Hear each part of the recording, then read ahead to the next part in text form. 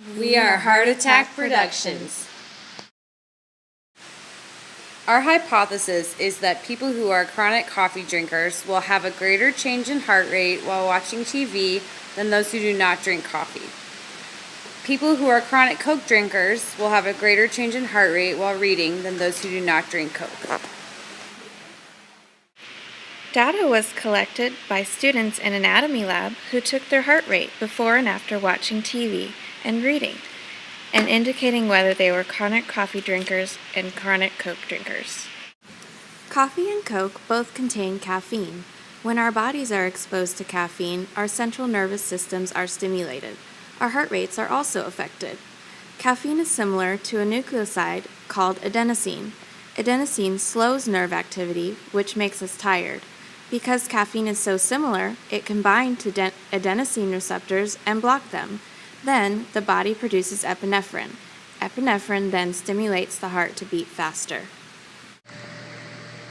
This graph shows the averages between people who drink coffee and do not drink coffee before and after they watch TV.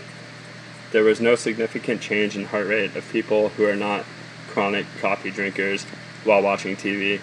People who chronically drink coffee had a slightly higher heart rate prior to watching TV, about 1 beat per minute. Their heart rate decreased about 1 beat per minute after watching TV. These changes were found to be statistically insignificant.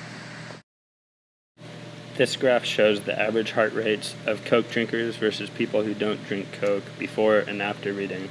There seemed to be a correlation between reading and a decrease in heart rate. There was a decrease of about 2 beats per minute in Coke and non-Coke drinkers. The percent change was about the same in both, so this disproved our second hypothesis. Our results were not consistent with our hypothesis. We think that this is because caffeine's effects depend on more factors, such as your weight and also your tolerance to caffeine. And also, the amount of caffeine that even a chronic coffee drinker or Coke drinker is exposed to might not be enough to raise the heart rate more than a few beats per minute. It might be difficult then to measure a statistical significance when measuring your heart rate for 15 seconds, and multiplying by 4 can also vary from counting for a full minute. We believe that if we were to redo our experiment and define the term chronic, we would get results that are closer to our hypothesis. We also believe that the experiment would need to more closely define the circumstances in which those chronic and non-chronic caffeine drinkers were surveyed under, such as the time of day, type of TV show or book being read. Because of all these things, the outcome can be affected and results skewed.